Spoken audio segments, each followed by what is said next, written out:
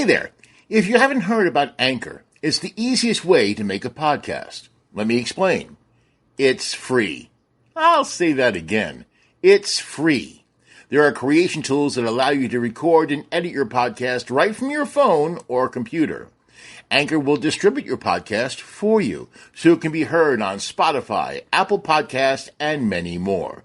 You can make money from your podcast. Oh, yep, with no minimum listenership. It's everything you need to make a podcast in one place. Download the free Anchor app or go to Anchor FM to get started. Now it's time for the Big Bad Broadcast.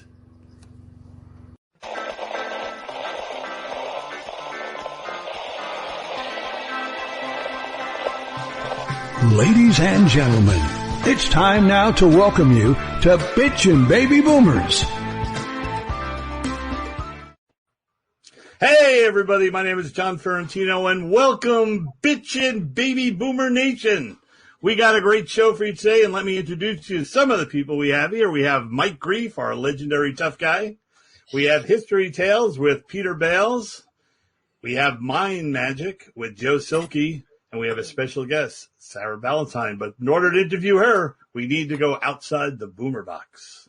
Ooh, ooh.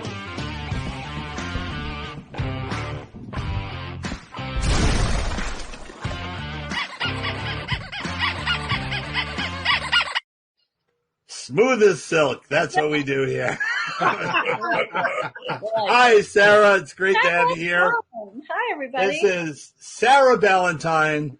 Legendary dad, actor, show business family, and works one of the.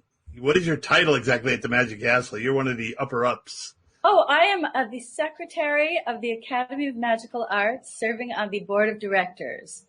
Wow. That is my official position that I've managed to achieve. It's amazing. And I have to get a letter from the parole board from you. Right, exactly. Any missives you receive will be from me. And I happen to call her my friend, which is very Yay! Because I adore her. And anyway, so we you spent your life with magic. Your father was a very famous magician. In fact, he's probably the first comedy magician in the country, I would think. I think so. I mean, There's been some arguments about this, but I really don't know if they're true. And my dad's in heaven now, so I can't even ask him. Well, as a comic magician, I would say he was the original. And anyway, so you spent your whole life in magic, and you're on the board of directors at the Magic Castle. So I need to ask you one serious question. If you were an avocado, would you still like magic? That's a serious thought. If I were an avocado, I think I would want to be a guacamole in a great magician's Mexican dinner. How's that? That sounds great to me. We would make that disappear. Holy moly, yes. Holy guacamole. Holy guacamole. Batman. Wow. All right, so your whole family was in show business. I think we have a picture here of this. Well, that's my wonderful mother with my wonderful father. They were just adorable. My mother was my dad's second wife. His first wife was a showgirl named June, who I never knew. But my dad met my mom in New York, I believe, when she was performing in the cabaret world. The Antine Boîtes, they called them then, the Blue Angel, the Bonsoir, the Upstairs at the Downstairs Club. And he met her and he said, you're the first broad that's made me laugh in 5 years. And then I think we started dating. Romantic. And you, and your father named you and your sister. That's pretty interesting. My wonderful sister. My sister, who really could have gone into show business. She had all the requisite talents and even the Shirley Temple ringlets that she would, put on and entertain us. But she decided to make money and actually, be successful. So God love her, and she's in real estate now. But when we were kids, both our parents were working all the time, in show business and working in movies and television. And we just thought that's what everybody's parents did. I don't think we really thought it was that special. But yeah, we both grew up. I grew up a little more in New York, and then we came out here from McHale's Navy when my dad got that. And then my sister was born here, and she totally is a Angelino girl. And we both were very, very lucky with our parentage. We did well. And your father named both of you after that's racetracks. Correct. Yes, that's where we began. He was a blonde. I drift. I was named Saratoga after his favorite track in New York. And my sister was named Caliente after the track here, Molly Caliente. And she was also born during the heat wave. It's a good thing he wasn't a highlight fan. Yeah, my sister is an excellent handicapper. I mean, I think she put herself through USC on her handicap winnings. Yeah, she's a very good little horse. Hey, Sarah, how many times in your life have you been called Sarah Gruber? Never. You're not telling me that now? Your father means that you are baby boomer royalty. I'm in awe of him. I loved him on McHale's Navy. And I remember him as such a funny magician. I used to cry watching his act. I was little. I thought he was bombing. I watched him with Sullivan with my mother, and I'd been, Dad, poor soul. No, Penny, they're supposed to be laughing at him. That's what they're supposed to do. I just thought, oh, my poor father, it's so embarrassing. As soon as I was about 45, I realized it's a comedy act. That's very funny. And you had big aspirations at one time of being a stripper when you were a little girl. Well, that's how I began in show business. Yes, I saw Gypsy, and my mother took me to see Gypsy, and it was so incredible. And I said, Mommy, now I know what I want to be when I grow up. And she said, oh, isn't that sweet? She wants to be an actress. And I went, no, I want to be a stripper. And I practiced all over the house. I got real good at it. I watched those Edie Adams cigar commercials, and I'd go around the house, you know. Why don't you pick one up and smoke it sometime? A baby boomer classic. That's a baby boomer classic. In training, yeah. We are all over the place. You also, which is great because that's where we like to do this chaosy thing. You also were in you've had a great acting career. The new pilot that we're going to bring back. We can show that little right there. Tell us a little bit about that. Well, this was a wonderful idea. My dad was friends with this. Oh my gosh, hold on. This is bad. My phone's going to ding. People are dinging me. This wonderful friend of my dad's and that fellow in the back there and some other people came up with this idea for a pilot. And we had such a great cast. It was going to be called The Magic Pearls, about a family of magicians, the Pearl family. And Dad was going to be the ghost Pearl. Ed Alonzo was the daddy Pearl. Johnny Thompson was Grandpa Pearl. And me and Scott Land were going to be the nosy neighbors. And the little boy was a kid magician just starting out. And in the back, I think he was our doctor. And those were two nurses. I don't know. We tried to give, everybody covered. And now I think its time has come. I think maybe we need to revive it just because the people are so great. And the idea was so good. So maybe we'll get it together this year or next year. And then you did some voices and animation, right? You did Spider-Man. Well, my best one really was Spider-Man. That was the biggie because I did that with the wonderful John Semper and the wonderful Stan Lee and all these wonderful people. John's in the striped shirt. He wrote and produced them. And I'm standing next to Christopher Barnes, who was Peter Parker. And oh gosh, they're so small, the pictures, but they're all wonderful. And we did that show for 5 years and it's still running. Although I just heard Disney Plus may have dropped it, but I don't know. I hope it's a lie because it's such a wonderful show and very iconic for, people in the 90s who grew up watching it. So, and they were really good. We really all got to act. Ed Asner was in it too. He was J. Jonah Jameson. And, we had all these guest stars. Sometimes I'd look around the room and go, I'm the only person here I've never heard of. There'd be like Martin Landau and Mark Hamill and all these people. I've felt that many times at the Magic Castle. Oh my God, it's kind of astonishing. And let's bring up this last picture of your dad because he had such an incredible long career. Oh, so He started out doing straight magic. You guys probably know this. Most of you I didn't know that until I saw this picture. I saw the cards. I go, he must have started out doing real magic. Yeah, he was an incredible card guy. In fact, that was his first love. He had another name. He was using the name Carl Sharp because that was like Card Shark. And ever so often I'll meet somebody who actually remembered that he did straight magic.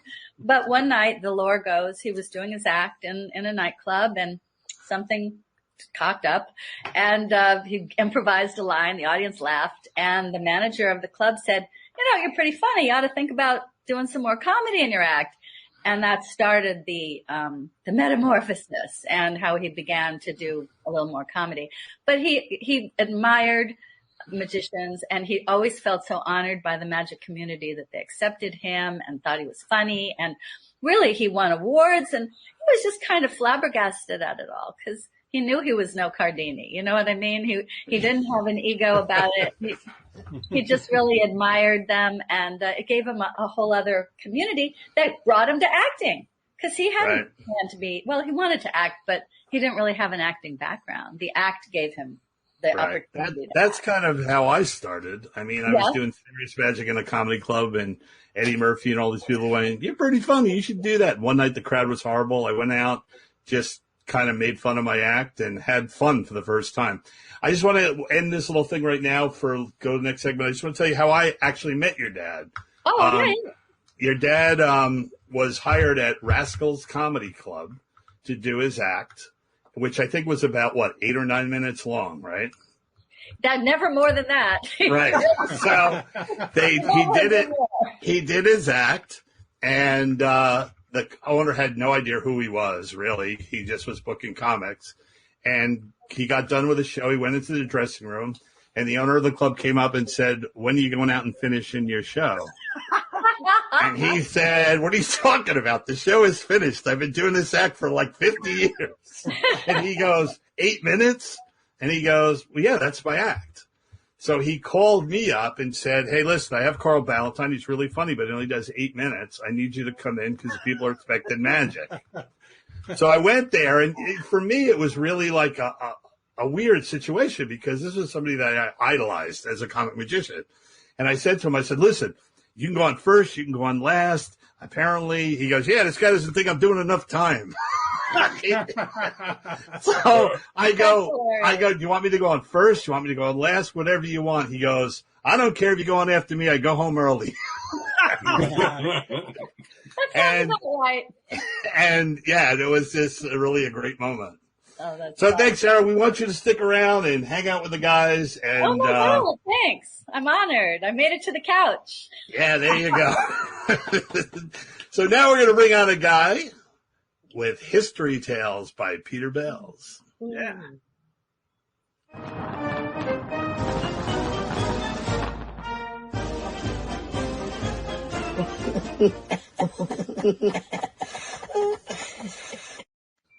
Welcome to Peter Bales History Tales. Sara Ballantine, you were so terrific. Thank you for joining us. I have to tell you, we have something incredibly in common because when I was a little boy, I also wanted to be a stripper. I was stunned. I mean, you were so terrific. Anyway, our segment today, Peter Bales History Tales, is called Stupid Stuff from the 70s. Yay! Yeah. And this was a weapon on the playground. This was a weapon on the playground. Do you remember it? It was called Tetherball. Tetherball. Tetherball. Every finger. Yeah, that's right. Every finger. Numb fingers. You would hit it, and it would come around and hit you in the face. That is and it was just pain. I mean, and if you were playing with somebody, you'd hit it to try to hit him in the face. It would miss and hit you in the face again. That's what I think of tetherball. Oh, right. It was also good for tying somebody up. You had to and a ball gag at the end of the rope. You were already at the playground. Didn't have far to go. You remember this? This has to do with homicide. These were called yard darts. A metal tip on the end, you would throw them up in the air to get it in a ring. but that was a heavyweight point. And on the 4th of July, It was like a 5-pound dart. A lot of kids never saw college because of that game. at a 4th of July picnic, I actually lost a cousin. I mean, it would pierce your torso. They were so dangerous and of course, they were made illegal. You know, yard darts, they were called. Yard darts, yes. Now You can buy them in New York City on 33rd Street. Not You want some young darts? They got blues, they got reds. Still a fun way to whack a guy. Lawn dart. All right. Here's some nice memories from the 70s, and we lived through this. These are bad cars. These are really, really bad cars. So, somebody name one brand that you see. Pinto? Yes, the Pinto. The Gremlin. The Gremlin, a classic. The Pacer. And the AMC Pacer. Way to go. The Pinto was very special because if you backed into somebody, it would explode. You exploded. Right. And it was always next to the Santa Maria. And I had the Pinto and the okay, great history, Mike. Very good. I had a crappy car that didn't make your photo list. I had a Chevy Vega. The Chevy Vega didn't make the list, but that's really there. You met so many women in a Chevy Vega. I can't. Yeah. Before the show, he was trying to tell us that it was like a Camaro. A little Camaro. Yeah. But it was the 70s, and it was an energy crisis, and that was America's answer to Honda and Toyota. Not a very good answer. All right. Sarah, this next one, I want to apologize to you for the entire male segment of the human species that you had to look at this, that you have even had to look at this. This is a leisure suit, okay? When Mike Grief joined the Hells Angels, they said to him, go back and change. I had a leisure vest. Wait, bring that up. Did they let you into the Magic Castle with the leisure suit back then? What were we thinking? I made fashion mistakes, I admit. Can anyone say? You're making one now with that shirt. I actually wore some Nehru back in my day, but I never ever wore a leisure suit. Oh, you too, Joe? All right. Yeah. Me too. Now let me I wore high karate. Let me bring up a very likable guy. He's likable, and he inspired, of course, the mustache, which I had in the 70s and 80s. But the hairy chest is what men used to brag about their hairy chest and show it whenever they could. I am offended by that true? I don't remember that at all. Yes, John, it's true. Mostly Italian. John, you should know. You're Italian. You got the horn. You got to have the horn and the hairy chest. I got the hairy chest. John, you got the hairy back, and that's your problem. But I got to tell you, I have 4 hairs, and I've named them. Okay? Ironically, they're named Joe, John, and Mike. And the 4th one I'm naming Sarah. Don't be offended by that. I don't have a hairy chest. But men wanted desperately a hairy chest. And look what they resorted to. This was sold in large numbers in the 70s. Oh, my God. Is that true? Yes. It feels like some forum novelty would sell. John, I was going to say, it looks like a forum novel. I had one for my prom, and afterwards, it was so the guys would wear this, and they also had a wig for something else, but this is a family show. Yes, those hairy chest wigs were super popular in the 70s, and ladies and gentlemen, this guy here was the smartest man in the 70s because he got a hairy chest. That's a sweater. That, ladies and gentlemen, is a sweater. And only second is tacky to his necklace. And the S. You would think at least you could have got one with a 6-pack instead of a keg. Yeah, I know. And the S stands for schmuck. It said it on the back. Thank God. Okay, good. And ladies and gentlemen, that has been stupid stuff from the 70s. All right. All right. Thank you, Peter. Thanks a lot. Ladies and gentlemen, the Hollywood tough guy, Mike Grief. Whoa.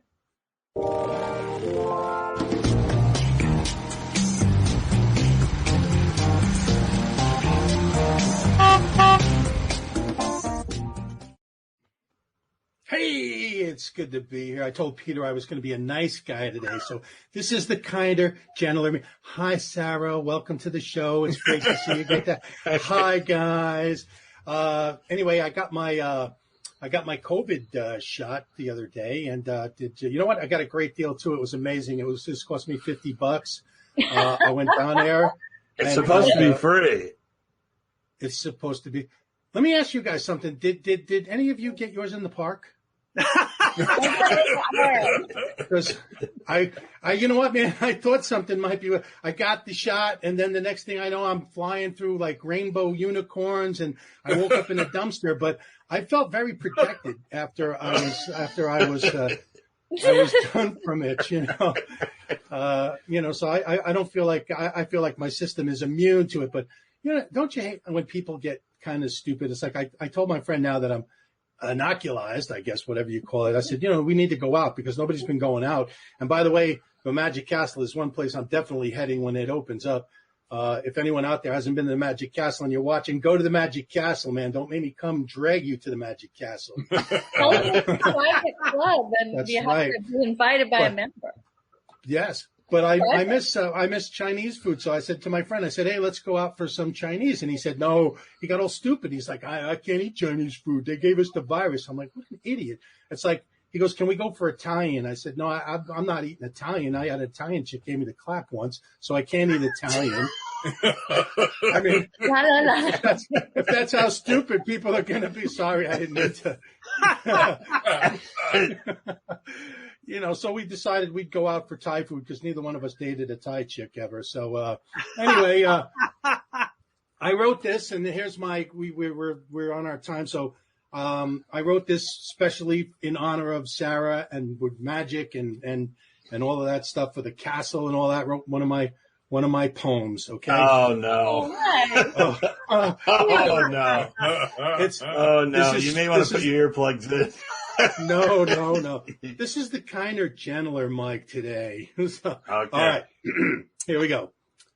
Puff the magic dragon lived next to me in a cardboard box near a city park in a place called Miami. Puffy was a drifter, and his jeans were full of rips, and he spoke of all the kingdoms he's been on his acid trips. We would smoke his ganja and drink his Thunderbird, and stumble in a hazy mist, giving everyone the bird. Puff the magic dragon owed his dealer lots of green, so when he disappeared one day, we'd know he'd never be seen. We figure Puff was cut up near his magic sea and mixed with rice and wasabi and served as delicious sushi. And that's Puff, the magic dragon. And that's it from me today. Back to you, Mr. John. Wow, amazing. That was beautiful. A quickie. He is our poet laureate every week. Either that or he writes a song for us, Hey, which Mike, we're very happy with. Sorry, I wasn't paying as close attention as I should have. I'm just trying to run these damn numbers again. So that I can. I didn't get a poop emoji. I don't know. Oh, thank you for all Wow. the you do. I mean, it's moving to me. Well, hey guys, let's thank everyone for being here. The poop emoji is more than I can handle. Well, let's have a round of applause for little Mike Grief, who a little ray of sunshine. Yeah. Peter Bales and his hairy wigs. Yeah. Joe Silky and the poop emoji. And the very charming Sara Ballantine. Sarah! And my name is John Ferrentino, and you can find us anywhere. We have our own page on Bitchin Baby Boomers Facebook page. It's a group we're on now. We have the official Bitchin Baby Boomer Instagram page. We're on Twitter. We're on TikTok.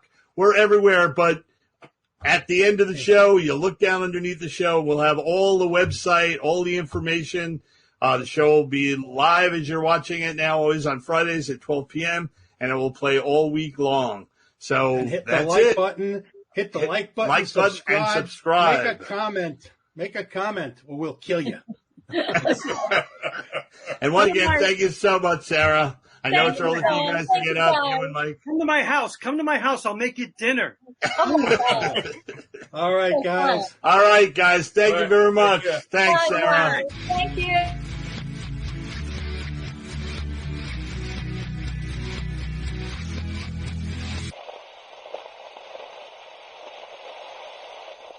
Tune in next week to more Bitchin' Baby Boomers.